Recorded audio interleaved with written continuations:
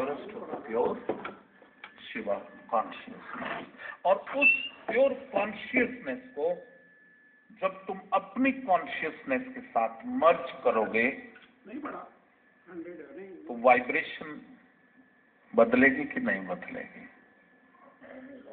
अब आपको रहस्य पता लग रहा है शिव योग में हीलिंग कैसे होती है, जब मिरेकल्स कैसे होते हैं, लोग कैसे ठीक हो जाते हैं। अभी आप आज ही हीलिंग की मैं आपको शक्ति दूंगा, संजीवनी शक्ति दूंगा, और आप एक दूसरे को हील करोगे। और उस समय आश्चर्य नहीं करना, अविश्वास नहीं करना कि ये हुआ कैसे, ये टेम्परेरी है कि क्या है। Just believe it. जो भी फिजिकल रियलिटी तुमको फील हो उसको बिलीव करना, क्योंकि ये साइंटिफिक एस्पेक्ट मैं तुमको सिखा रहा हूं। उस शून्य में वो जो चेतना है, उस चेतना को शून्य में वो जो स्पंदन पैदा कर रही है, उसी से फिजिकल रियलिटी। जब मैं बोलता हूं अहम ब्रह्मास्मि, I am the creator,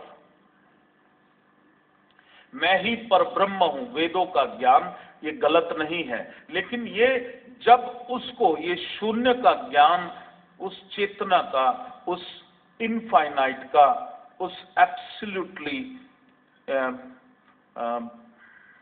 consciousness का जब ज्ञान हो गया तो उस समय उसको ज्ञान हो जाता है अहम ब्रह्मास्मि। तभी वो बोलता है शिवोहम शिवोहम। मैं अपने भाग्य का विधाता हूं, ये अक्षरशः सत्य है। जो शिव योगी नहीं है वो भी भाग्य का विधाता है, वो भी अपनी डेस्टिनी क्रिएट करता है। और जो शिव योगी है वो भी अपनी डेस्टिनी स्वयं ही क्रिएट करता है। अंतर क्या है? जो शिव योगी नहीं है वो डेस्टिनी अननोइंगली अपने लिए क्रिएट करता है। उसमें जब ज्ञान ही नहीं है, when you are not aware, तो आप मुसीबत भी अपने लिए क्रिएट कर सकते हो, बीमारी भी अपने लिए क्रिएट कर सकते हो, दरिद्रता भी क्रिएट कर सकते हो, सैड रिलेशनशिप भी क्रिएट कर सकते हो, या उसका अपोजिट भी क्रिएट कर सकते हो। लेकिन when you are aware of play of consciousness, जब आप उस purest of the pure consciousness संजीवनी के साथ जुड़ जाते हो, तब भी तुम क्रिएट करते हो। लेकिन जब नोइंगली क्रिएट करोगे तो बीमारी क्रिएट करोगे कि स्वास्थ्य क्रिएट करोगे? बैड रिलेशनशिप क्रिएट करोगे कि लविंग रिलेशनशिप क्रिएट करोगे? Loving relationship. सक्सेस क्रिएट करोगे कि फेलियर क्रिएट करोगे? यस, देखा। तो इसीलिए जो है शिव योग में जो विजन है वो वाइडन हो जाता है। अब तुम हर चीज जो कर रहे हो, you witness, you are aware. तो भगवान ने क्रिएट करने की शक्ति तो दी ही है। मैं अपने भाग्य का विधाता तो हूं ही, अहम ब्रह्मास्मि, ये अक्षरशः सत्य है।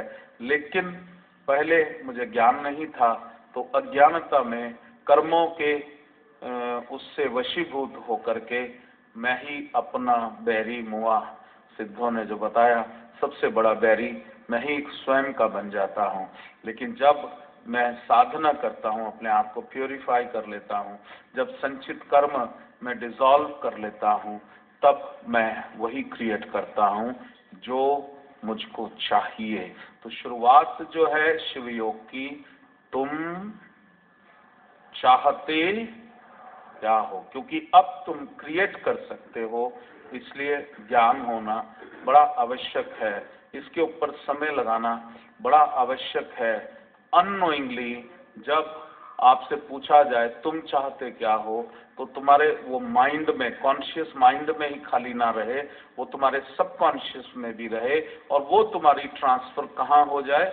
चेतना में हो जाए, कॉन्शियसनेस में हो जाए कि तुम चाहते क्या हो। अगर वो वहां ट्रांसफर हो गई तो संजीवनी शक्ति जो आपको मिलेगी उसके द्वारा आप क्रिएट कर सकते हो, को क्रिएट कर सकते हो with the power of God. तो अभी हमने जो सीखा कि हमारा जो शरीर में रोग हैं वो भी उस कॉन्शियसनेस से ट्रेवल होते हैं। वो वाइब्रेशन जो है वहाँ से वो स्टार्ट होते हैं और वो फिजिकल रियलिटी में बीमारी के रूप में बदलते हैं। अगर किसी को बहुत ज़्यादा पेन है, बहुत ज़्यादा पेन बॉडी के अंदर है, तो बड़े ध्यान से उसको देखना, चाहे वो इस लाइफ का इंसिडेंट है या पास्ट लाइफ का इंसिडेंट है, there must be feeling of guilt. Feeling of guilt जो है, आत्मग्लानि का भाव मन में अगर होगा, अगर आत्मग्लानि अपने लिए होती है तो सेल्फ पनिशमेंट का भाव जो है अननोइंगली वो भी अपने भीतर ही क्रिएट हो जाता है। वो आत्मग्लानि self punishment, and punishment is inflicted pain on the body parts. और जहां आप शिव योग की साधना शुरू करते हैं उस कॉन्शियसनेस में वो जो आत्मग्लानि होलोग्राफिक इंसिडेंट्स के रूप में, third dimensional, fourth dimensional incidents के रूप में वो वहाँ पर चलचित्र जो चल रहा है, जब आप संजीवनी वहाँ भेजते हो, it gets dissolved into pure consciousness, instantly वो पेन डिसअपियर हो जाती है। इस ऋषिकेश के शिविर में जो है, जो आर्ट ऑफ डाइंग था, वो प्रतिप्रसव साधना, उसमें एक सब लोगों ने, क्योंकि सबके सामने एक साधक जो स्पेन से आए थे, उनकी आंखें खराब थी, तो वो आंखें जो खराब थी, क्योंकि जो शिव योग कहता है कि I own 100% responsibility of whatever is happening to me. मेरे जीवन में जो भी घटनाक्रम चल रहा है उसके लिए 100% मैं स्वयं जिम्मेदार हूं, मैं खुद क्रिएट करता हूं। अब आप यही प्रश्न पूछोगे, अपनी आंखें कौन खराब करना चाहेगा? तो ये इंसिडेंट जो है, it was a feeling of आत्मग्लानि।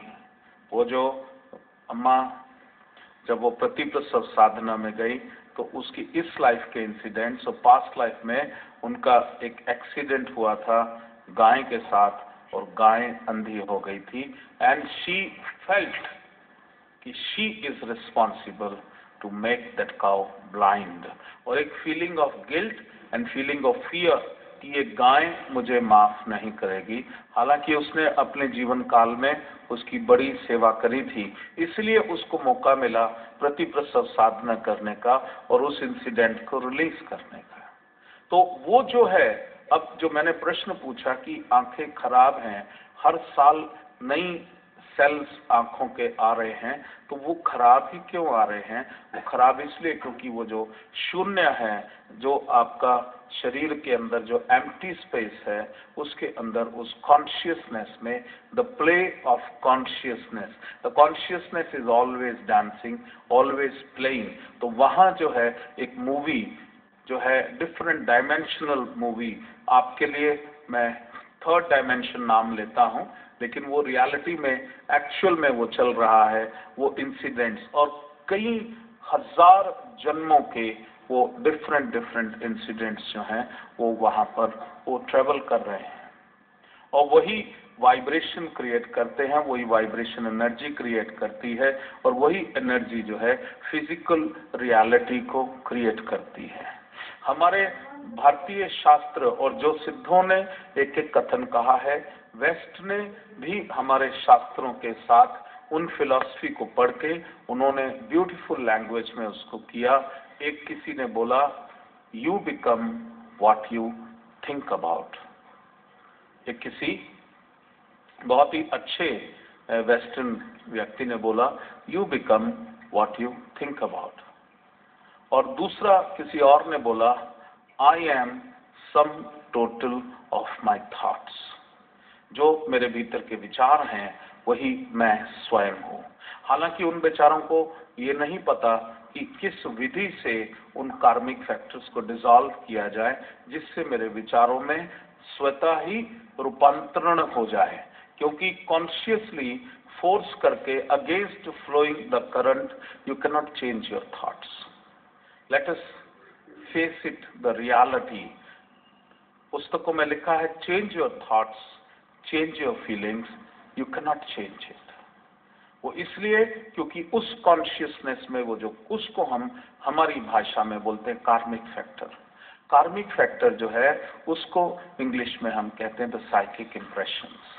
वो साइकिक इम्प्रेशंस जो ट्रैवल कर रहे हैं, वो इंसिडेंट जिसको मैं रिलीज नहीं कर पाया, वो इंसिडेंट मेरी चेतना में जो ट्रैवल कर रहा है, वो इनेक्ट कर रहा है द प्ले ऑफ कॉन्शियसनेस।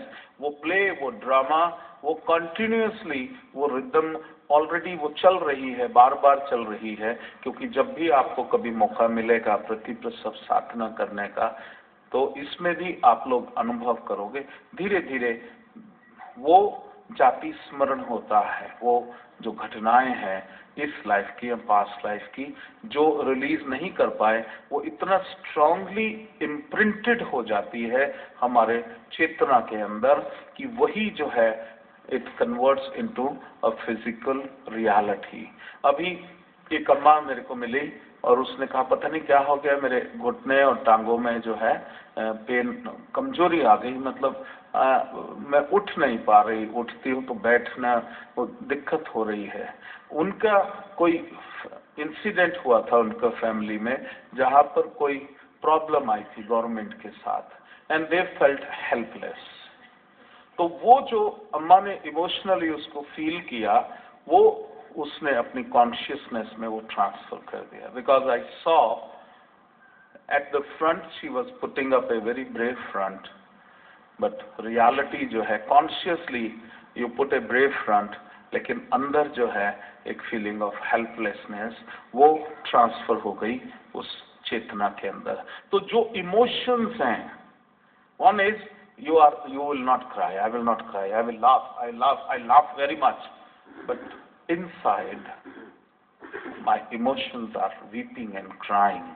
तो वो जो इमोशंस भगवान ने जो दिए हैं वो ट्रांसफर होते हैं उस एनर्जी को, उस होलोग्राफिक स्ट्रक्चर में, उस साइकिक इम्प्रेशन में जो कॉन्शियसनेस में चले जाते हैं, और वहीं से वो बीमारी उत्पन्न होती है, वहीं जीवन में असफलता उत्पन्न होती है, वहीं जीवन में झगड़े उत्पन्न होते हैं। इसलिए शिव योग इसलिए जरूरी है कि शिव योग में जो संजीवनी शक्ति है, that is the purest of the pure consciousness. उस कॉन्शियसनेस में आप क्या फीड करते हो, उस कॉन्शियसनेस में आप क्या फीड करते हो, वही कॉन्शियसनेस जो है it converts into the physical reality.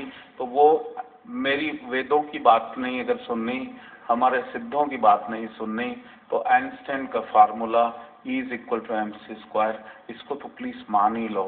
इसको भी नहीं मानोगे तो क्वांटम फिजिक्स को तो मान ही लो कि वो जो एटॉमिक कॉन्फ़िगरेशन, क्योंकि हमारे को हम भी जब साधना करते हैं तो साधना करते करते अपनी चेतना को इतना सूक्ष्म कर लेते हैं कि हमारे भीतर की जो वाइब्रेशंस हैं, जो स्पंदन हैं, वो स्पंदन यूनिवर्स की स्पंदन के साथ हम लोग एक कर लेते हैं।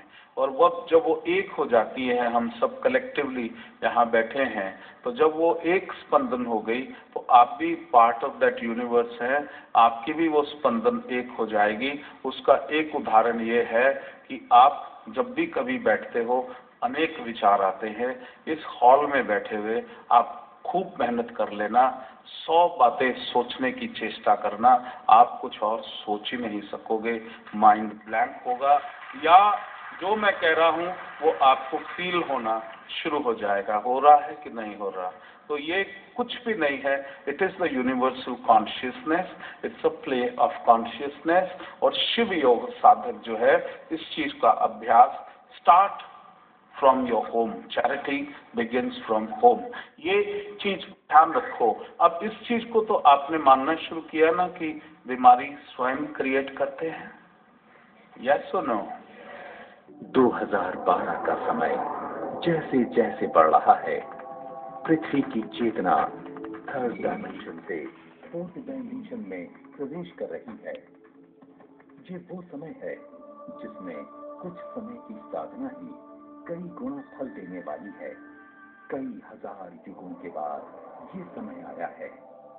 ये समय चूकने का नहीं है, ये अपने जीवन को सार्थक करने का समय है। इस अवसर पर सभी ऋषि मुनि और सिद्ध गुरु मानव कल्याण के लिए साधनारत हो रहे हैं, जिससे